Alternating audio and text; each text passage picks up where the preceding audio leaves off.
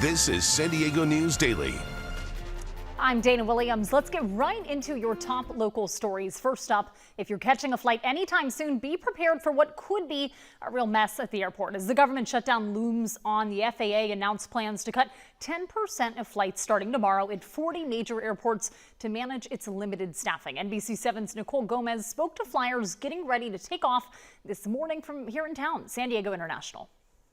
Well, to my surprise, a lot of the passengers we talked to were quite understanding about future possible delays, saying safety is first, and they don't blame the flight controllers for not showing up to work since they're not getting paid. 40 major airports yet to be named will start seeing a 10% reduction in flights because of the impact of the ongoing government shutdown. San Diego International is typically one of the top 30 busiest airports in the country. The move could mean 4,000 fewer flights every day. The Department of Transportation says it's necessary for safety, warning that staffing shortages and fatigue among air traffic controllers could lead to critical mistakes if left unchecked. The union that represents air traffic controllers says roughly 13,000 controllers have been working without pay since October 1st. Transportation officials say the airspace is safe now, and these measures are to keep it that way. However, canceled flights could mean chaos for passengers, especially as we head into the holidays. I understand they're not getting paid, so they're not coming to work. So it's kind of a big deal. It's going to slow everybody up. It's going to cause problems. Rather be safe than have something happen. I think safety is first, right? And people are going to make a decision that, hey, it's not going to be safe to have all these controllers not coming to work. And so I think it's better to make a decision now than have something happen.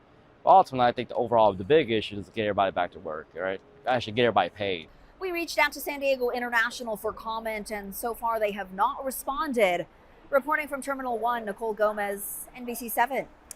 And the man accused of shooting and killing 2 teenage boys at a Halloween party in Chula Vista pleaded not guilty to 2 counts of murder. It was an emotional day in court as prosecutors laid out the timeline of events that night.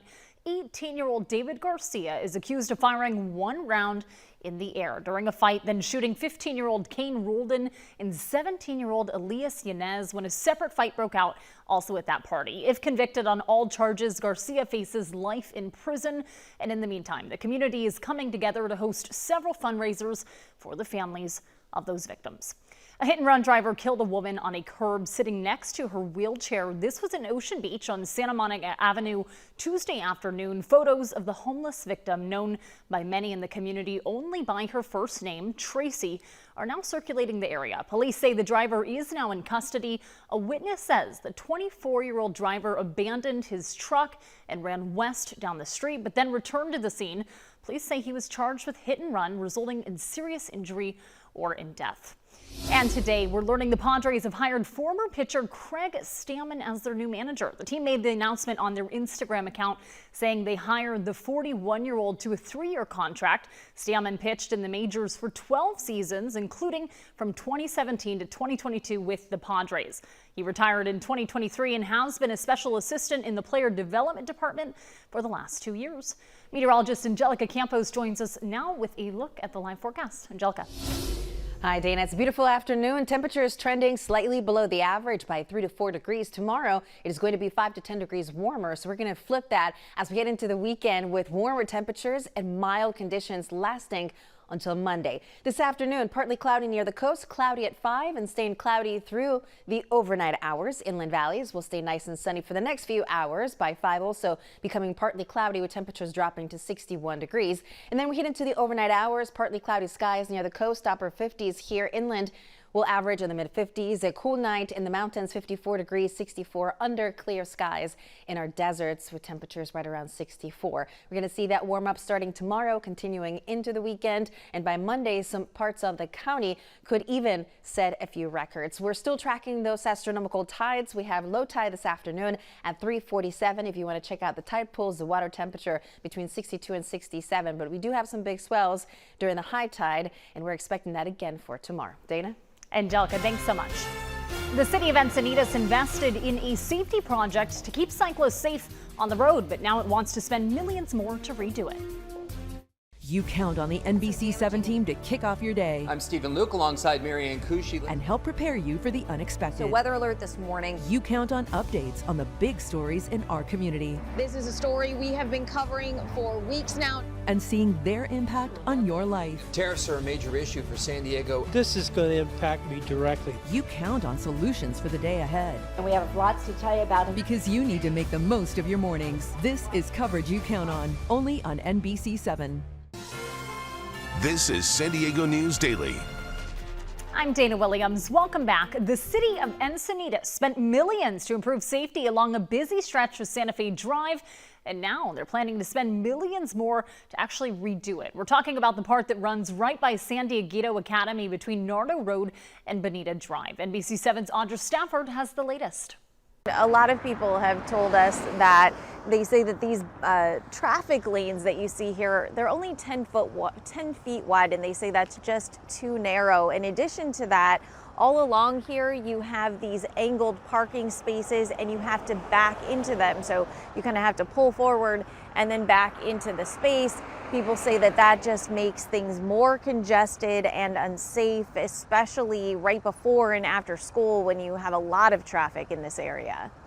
Other folks, though, say they like the changes that have happened here. It took a lot of construction, a lot of work, a lot of time to get them done, and they say they don't want to see another round of construction or to have to pay for more changes.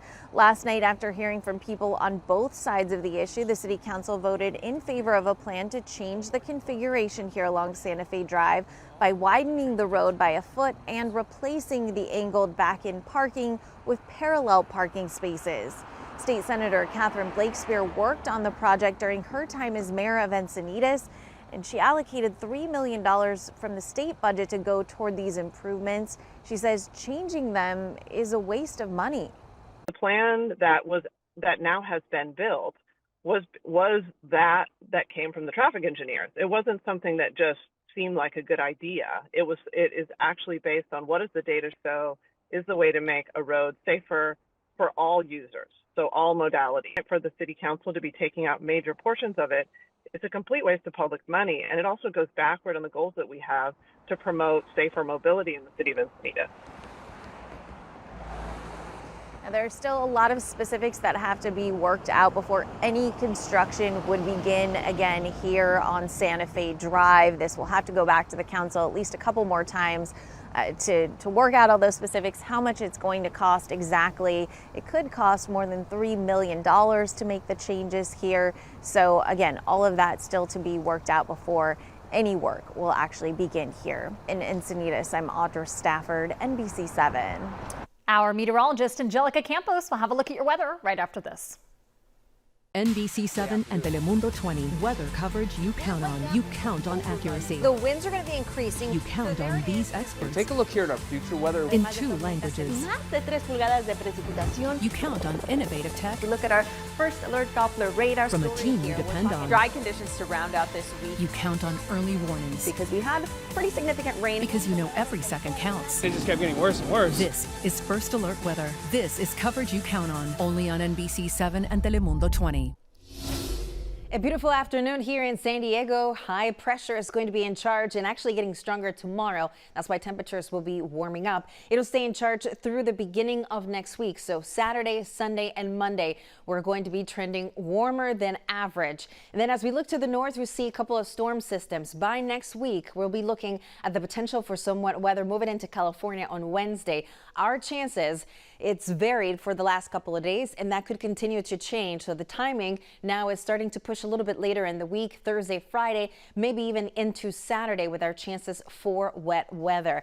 And it's expected, especially because there are some differences in between weather models, and if there's no agreement, the timing could change. So just keep that in mind as we get ready for next week. But for this weekend, it is all about that sunshine, temperatures in the low 70s Friday, Saturday, adding a few more degrees near the coast on Sunday and Monday, and for Veterans Day averaging in the mid 70s. We'll see a lot more clouds on Tuesday ahead of of the unsettled weather that's going to be approaching our state. In the mountains, mid-70s Friday. The weekend looks good with plenty of sunshine. Temperatures in our deserts will be back to near 90 degrees starting on Saturday, and most certainly above 90 on Monday and Tuesday before temperatures cool down, and then we begin tracking the chance for rain. Angelica, thanks so much. And as always, there's more coverage you can count on at NBC7.com. Thanks so much for watching.